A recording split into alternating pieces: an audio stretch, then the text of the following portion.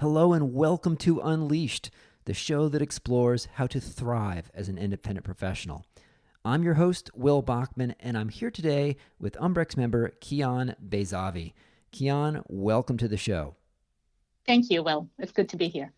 So, Kian, I'd like to explore today, what is digital health? Let's just start there. Yeah, so that's a really good question, and different people mean different things by it. My personal definition is any health-related tool that captures data is categorized as digital health. You know, some people say, oh, it's anything that has an electrical current going through it. Some people say, well, it's anything that requires some kind of a sensor or wearable. But I think at the end of the day, the ability that we have now to collect data and then be able to apply advanced analytics to provide some insights that either weren't available before, or we are able to provide them in a more efficient way, or being able to provide sort of a holistic way of looking at the health of an individual or a population. Those categorize for me as digital health. Okay, good. So that's a helpful kind of broad definition. Within that, you mentioned a few different types, and some people would get more specific in their definition, like you said, wearables. Within the category of digital health, what would the typical subcategories be? Yeah, so you could either subcategorize based on the use case or based on the technology that's required. For example, one way you could think about it is when you go through the patient journey or a consumer journey, right?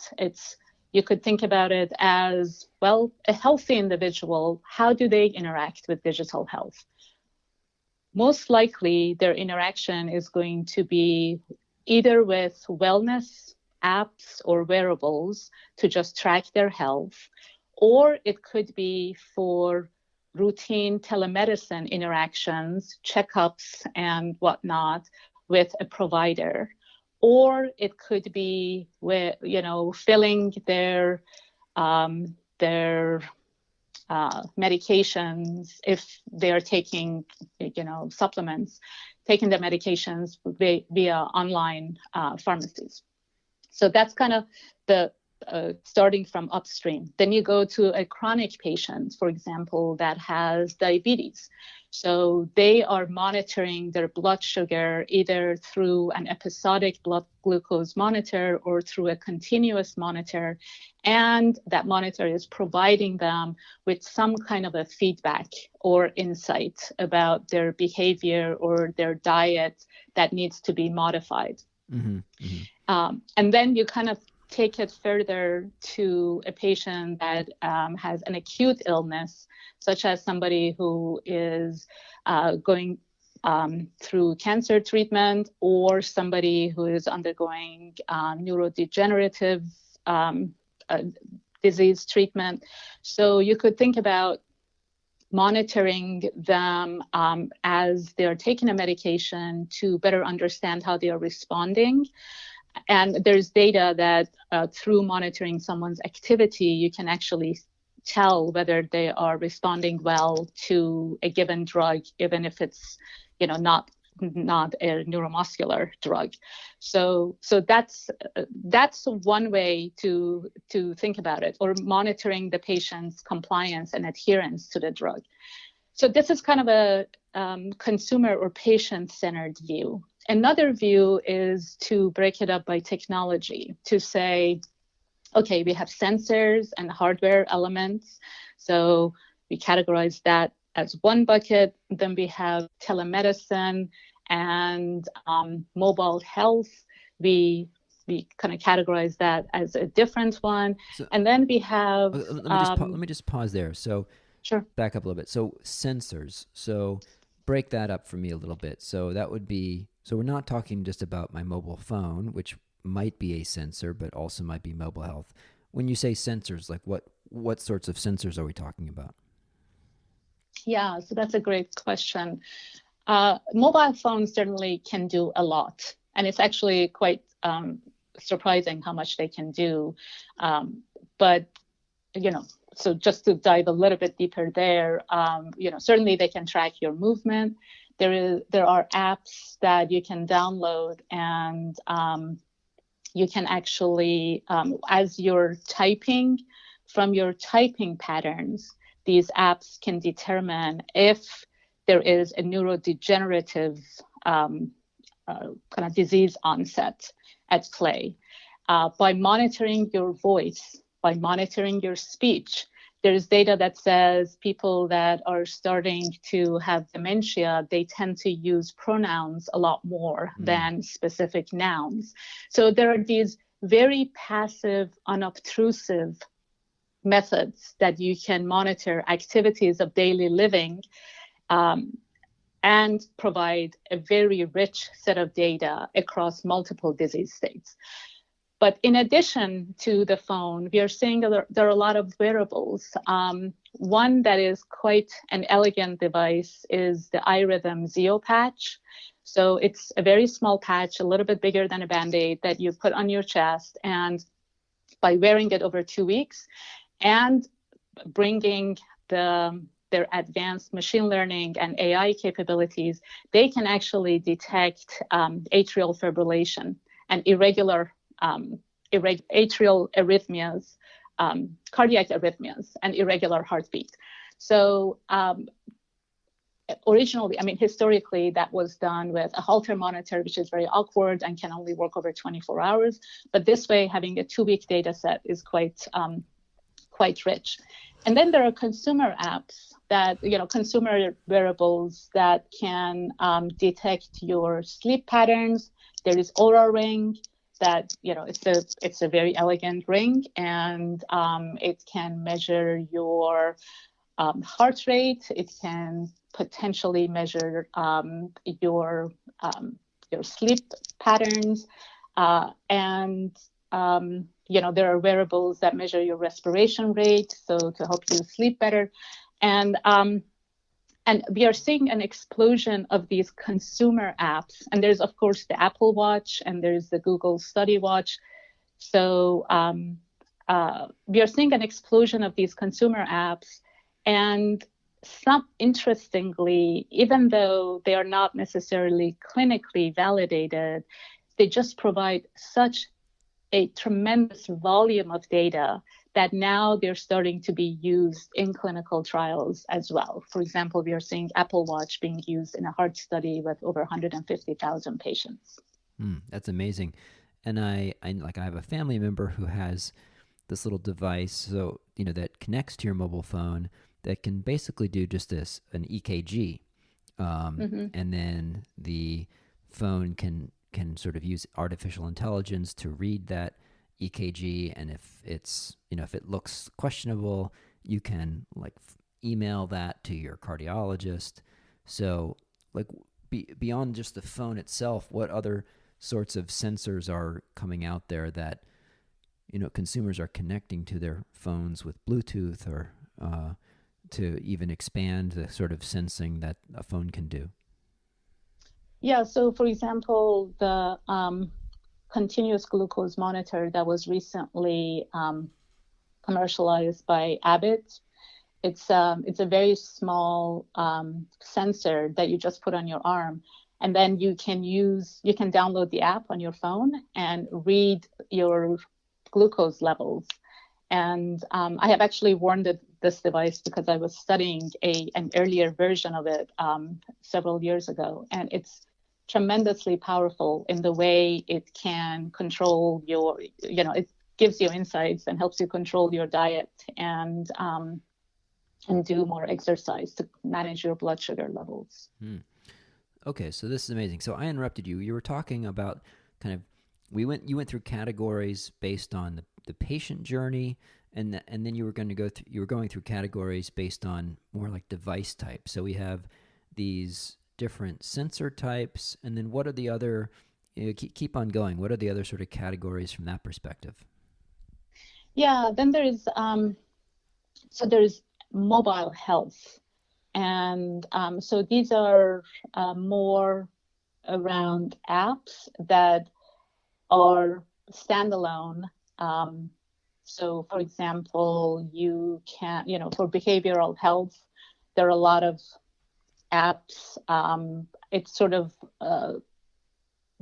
shifts into digital therapeutics. Also, we have companies like Akili or Pear Therapeutics that have actually received FDA approval for their digital therapeutics and behavioral, schizophrenia and other types of mental health applications.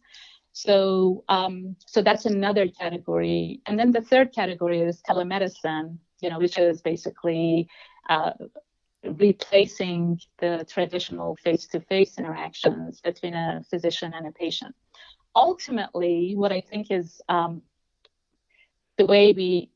second way that we categorize digital health with technology is going to not be very clean, because at the end of the day, the most impactful use cases require all three of these components.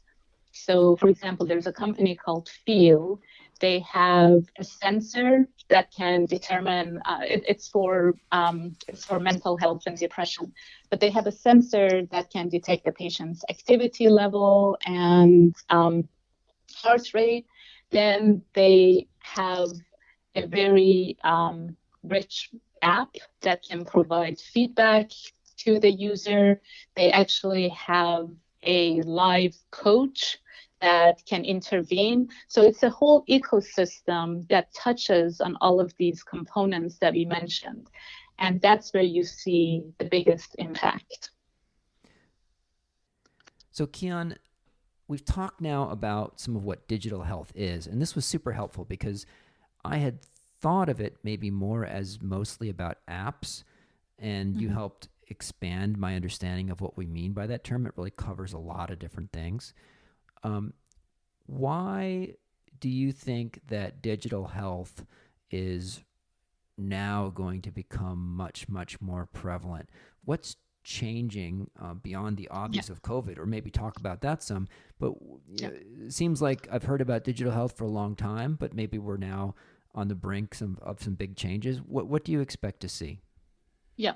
So that's a great question. And I would say there are three main drivers. The first driver are the stakeholder macro trends. The second driver is technology evolution.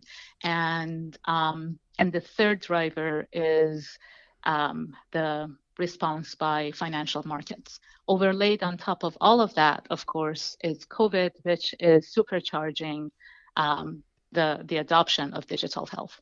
So let me just quickly touch on the first point, which is macro trends. So population is aging. We're seeing a lot more chronic disease. That has been true for a while. It's just accelerating. Patients are looking more and more like actual consumers. So whereas before the patient trusted a doctor, the doctor wrote a prescription, it was the end of that. Patients now are getting a lot more empowered with greater awareness, greater choice, and also with higher deductible plans and higher out-of-pocket costs. Patients feel like they have a lot more financial skin in the game. And so they are playing a greater role in the ecosystem.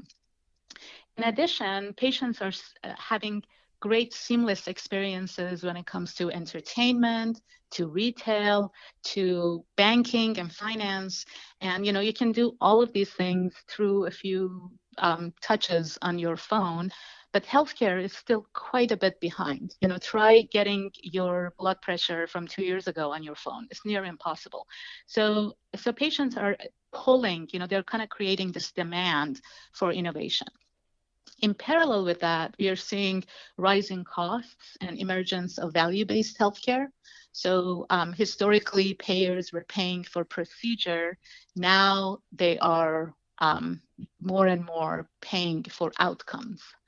And that is why providers are a lot more focused on kind of this holistic care, not just pushing a pill or pushing a procedure, but making sure the patient is monitored over a longer term and has better outcome. And we are also in parallel with that, we are seeing shift from sick care to well care. So kind of shifting the care upstream to preventive care as opposed to acute care. And then on the pharma and medtech side, blockbusters are getting less and less common. So patents are expiring, there's pricing pressure, and payers are really demanding personalization and real world evidence. We all saw Plavix at $6 a day. Well, there's something like 30 or 40% of patients that don't even respond to it because of their genetic disposition. So payers are saying, prove to me that your drug is going to work not just in the controlled setting of a clinical trial, but also in the real world, and prove to me that this particular patient that you're targeting is going to respond. And then likewise, the FDA is getting more nuanced and more thoughtful about approving new solutions. So that's the macro trends. On the health technology front, we are seeing just rapid pace of data generation with genomics, proteomics, liquid biopsy, electronic medical records, all these consumer apps and wearables. There are, I think I read somewhere, the volume of health data that's being generated is doubling every couple of years. So just imagine this deluge of data that gives us so much insights that weren't available before. And then we are also seeing interoperability. So whereas before, one EMR was a silo, one Fitbit was a silo, we are seeing emergence of standards like HL7, FHIR, and SMART standards that are enabling interoperability and convergence of data. And where is this data going? It's not being stored on enterprise servers, it's going into the cloud.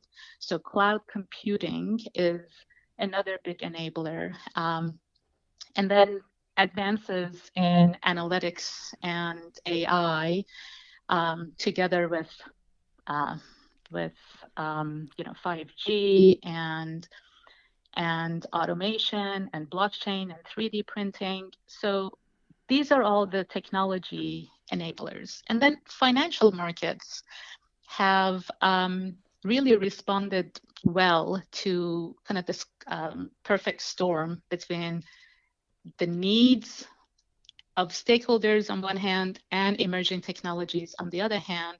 So, for example, we saw in 2020, according to The Economist, there was like $8 billion of investment in the second quarter that went to digital health. So this is all a perfect storm. And then add to that COVID. So COVID probably accelerated many of the trends that had already started by maybe 5, maybe 10 years. So whereas before COVID, probably maybe 10 or 15% of the population in the US had ever used an online pharmacy, now we see that number almost double. Maybe before they had only used, kind of medical, maybe they had called a nurse or they had sought virtual care.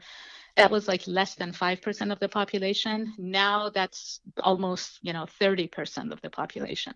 So we see that by improvements that we are seeing in connectivity, video quality, 5G, a lot of these technologies are really improving the latency of communication and therefore setting us up really well for doing a lot of things that we did in person, doing it remotely. Like they say, every doctor visit takes 2 hours if you think about driving there, waiting in the waiting room, and coming home.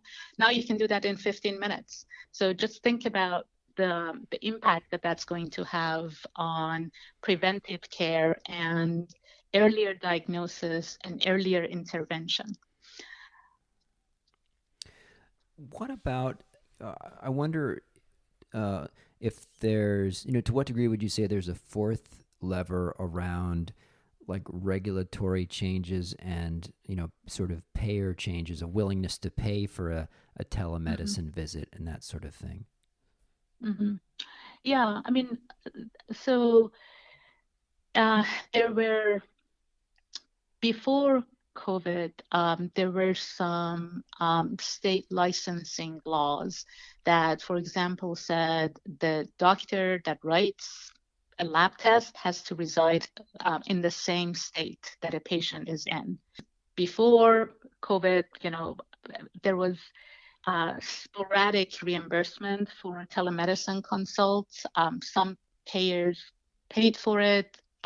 Some payers, even as part of the same health plan, didn't. There were some very strict guidelines. So both of those have relaxed quite a bit. And so like the state licensing laws are getting more relaxed so that an MD sitting in New Hampshire could write a prescription for somebody sitting in California. And many of these changes are going to be irreversible. So even when we come out of the pandemic, hopefully in the next 6 to 12 months, these changes are going to remain because they just gave such a great benefit in terms of efficiency of the system. I didn't do a proper intro when we started the discussion. We just kind of jumped right into it. But let's take the chance right now. Tell us a little bit about your background and about the type of projects that you work on. Yeah, so I was trained as a scientist. I did a PhD in electrical engineering and applied physics, but I put myself through college working as a research assistant in the biophysics lab of medical school at University of Minnesota.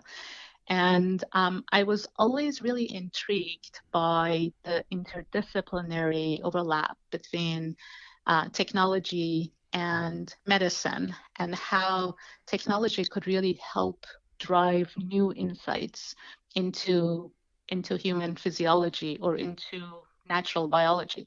So when I got to McKinsey after grad school, I quickly gravitated to the healthcare practice, working with biopharma and medtech clients in strategy, business development, new market entry, and new product development. And subsequently, then I was recruited by one of my clients to join a venture firm where I did investments in biotech and high tech, and then went off and started my own RFID tagging company with a friend. And that was just when RFID was getting more affordable. And we successfully exited that. And then for about 10 years, I was a senior executive at medical device companies, Medtronic, Abbott Diabetes, and Novartis Diagnostics. And then I started my own consulting practice about 10 years ago. So my focus is really threefold. One is to do traditional product development and commercialization work with life sciences clients. The bulk of my work, though, is helping healthcare players navigate emerging technologies. So how do we make sense of AI? How do we make sense of digital health? Where should we apply these? And then my third focus is working with startups and basically kind of helping startups and big companies get to know each other and collaborate together. So in terms of in terms of my recent work, I have also started as a venture partner with Cota Capital, and we are a multi-stage investment company that has been around and has done investments in like several life sciences tools and therapeutics companies, and I'm helping build up our health tech portfolio. Now, we're recording this here on January 8th, and you told me that you're attending, quote unquote, the upcoming JP Morgan Healthcare Conference, as you've done many years in the past. This year it's virtual. Tell me a little bit about, what that's like in terms of setting up meetings at that. Like, how is that working to, set up discussions with folks? How do you decide who to do it with, and Yeah. and how is it working with in the era of COVID to attend JP Morgan? Yeah, so for anyone who has attended JP Morgan in previous years, I don't think anyone is going to miss having to squeeze into tiny little coffee shops and pay $20 for a cup of coffee, and running around from 7 in the morning till 10 o'clock at night in inevitable rain. So, but I have to say, the organizers of the meeting have done a really good job. So, as an investor, I am getting matched through multiple platforms. There is Resi, there's Biotech Showcase, and several others that you're involved in. So you see a whole slate of startups that are looking for funding, and then they likewise see a whole slate of VCs that are participating. And then you can just contact each other, and if there's interest, you set up a meeting, and there's an automatic scheduling platform that's available. So it's been quite efficient because you don't have to you don't have to spend the phone calls and trying to set something up. And also I can schedule meetings every 30 minutes back to back to back, because I don't have to worry about going from one side of town to the other. So of course, you miss out on the cocktail hours and bumping into people in the hallways. But I have to say, in terms of efficiency and in terms of being able to just accomplish a lot more in a more compact time slot, I'm very excited that it's going to be a massive improvement over what we have seen in prior years. That is really amazing. So tell me just a little bit more about these apps. You listed a few of them. It sounds a little bit like, Tinder or something, swipe right to meet a venture capitalist. Yeah. Talk to me about the different ones, and did they focus on specific types of companies, or just tell me a little bit more about that. Yeah, so the Biotech Showcase has a platform called PartneringOne, and basically they have what is called PartneringOne. Yeah, so it's an informatics connectivity tool. So you see, like I can look at a few hundred companies and choose which ones I'm interested in, and then likewise, the company can find me. So I've been getting, 10 or 20 emails every day through this platform saying, hey, this is a paragraph about us. Are you interested in meeting? And I have probably selected 20% of the companies that have emailed me. So and then, you say, yes, I'm interested, and I've already provided my available schedule. So the system will automatically match their schedule to mine and immediately schedule the call. So I don't have to do anything. I just have to say yes, and then boom, next Thursday at 11 to 11:30, I have a meeting pop up. Okay, so you don't even have to bother picking a time. The system will just look for a time that works for both of you, and boom, put it on the calendar. Yeah. That's amazing. And then are there other apps that are also kind of doing the same thing? Do they have different, targets or? Yeah. Yeah, so with Biotech Showcase, it's mostly biotech companies. And then with Resi, it's across the board. There are diagnostics, there are therapeutics, and so that's a similar. I think they're no, that one is using a different platform called Partnering Plus, Mm. but it's a similar functionality. The user interface is slightly different, but it's a similar functionality in terms of providing sort of a synopsis to investors and companies, and then doing a match. Once if you decide this is relevant, then scheduling it for you. Now, as an investor, are there certain themes that you're working on? Are you looking just at any sort of, bioinformatics kind of company, or there are certain, section Yeah. areas or niches? Tell me a little bit about what you're focusing on. So that's a great question. Like I was saying, there are all these macro trends happening, and then there is the technology, and then there are, the financial implications. And so I've actually spent the past few months trying to define what Coda's investment strategy is going to be. And I've read up a lot on how other investors are thinking about this. And the truth of the matter is, it's very difficult to create themes that are mutually exclusive and collectively exhaustive. So there's going to be a lot of overlap. But some of the interesting trends that we are interested in are around computational biology.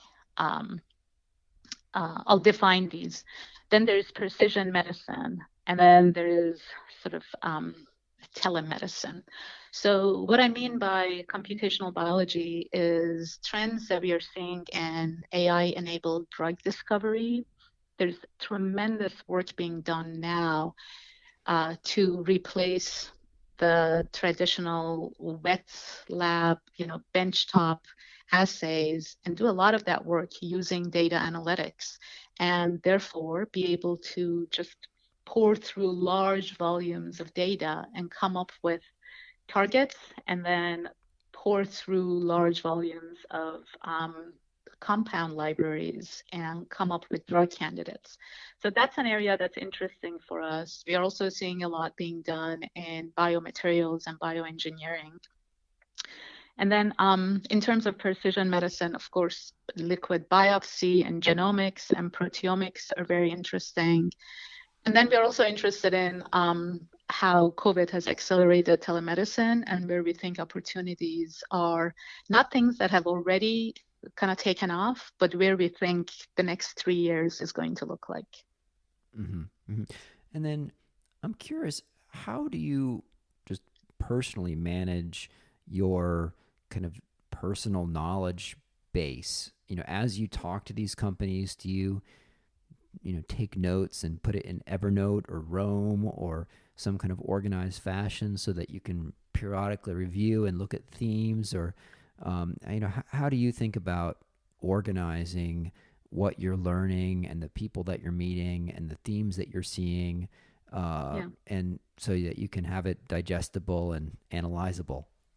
Yeah. And that's a really critical question, because as an investor, I see a lot of deals every day, and being able to just capture what I think the critical points are, and then be able to then remind myself of those later, and based on that, kind of identify patterns and connect the dots, and then be able to predict trends. That essentially kind of requires digesting large volumes of data. So I do, yeah, I mean, I have a OneNote file where I take notes. I have a Google Sheet where we collaborate with my colleagues and take notes. And then I have a habit of every once in a while if I have a little bit of free time, I just go back through my old notes. And this is a habit I had ever since I started working in a research lab, that you just take notes to capture the moment, but then going back and looking through old notes, that's kind of how the pattern recognition and connecting the dots starts to happen. And I make sure that I do that periodically. Mhm. Kian, if people wanted to follow up with you or learn more about what you have going on, uh, would you like to share any social media or website? Where can people find out more about you? So LinkedIn is great, and I welcome people to reach me there. I would just request that rather than sending a blank invitation, if there is something in particular that you'd like to learn, or something that has resonated, or something that you want to discuss, or a deal that you want to send, just be a little bit more specific about what the reason is that you would like to connect. But that is my preferred platform. Okay, fantastic. We'll include that link in the show notes. Kian, it's been really interesting speaking with you. I learned a ton about digital health. I feel I, have at least some sense of what that world is about now, at least a beginner's understanding. So thank you so much for joining today. Thank you, Will. I love to geek out about these topics.